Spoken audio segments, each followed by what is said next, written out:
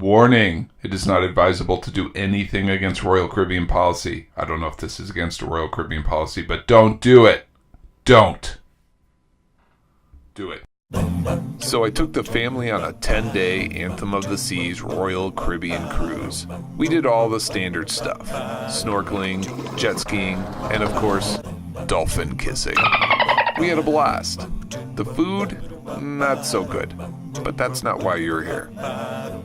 I feel what should be a standard feature for these Royal Caribbean cruises is the ability to connect your electronics to the TV in your cabin with an HDMI connection.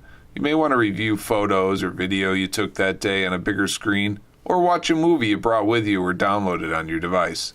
Turns out this is not too difficult, but you will need to bring a couple things with you on your cruise. First, this Samsung Universal Remote. You could buy it here on Amazon for about $25. I'm not sure how other Universal or Samsung remotes will work, but this is the one I bought and it worked great. The other item you'll need is a 10-foot or longer HDMI cable.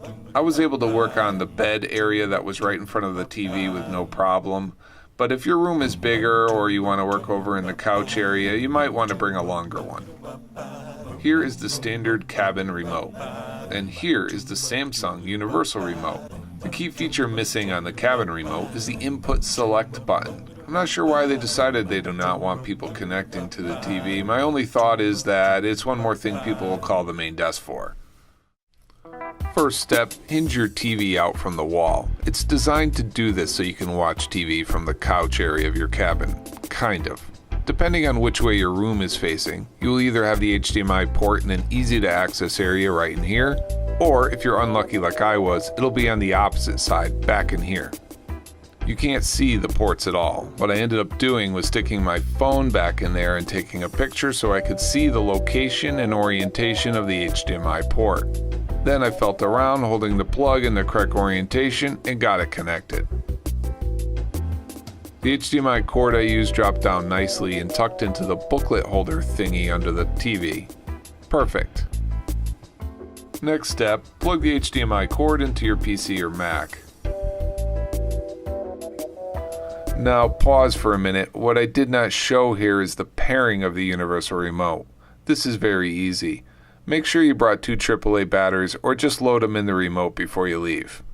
To pair it, turn the TV off. Hit the power button on the Universal Remote. That's it. The TV will turn on and it's paired. Now you can go ahead and click Input Select on your Universal Remote.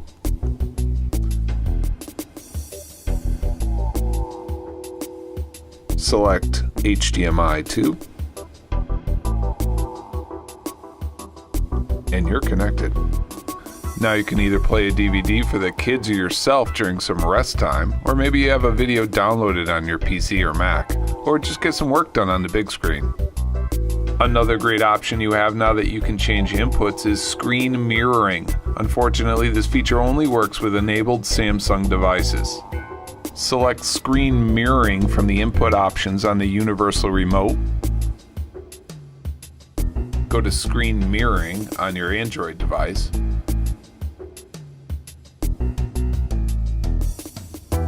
TV Samsung should pop up as an option. Select it. That's it.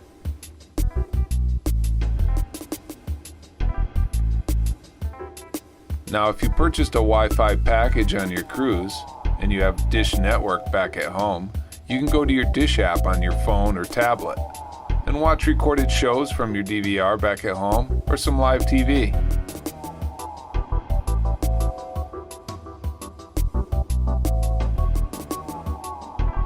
Pretty cool.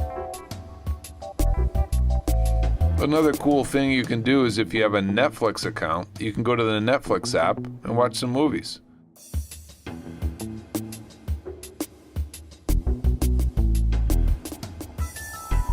Took a while to load, so I sped it up here, but ultimately it did work.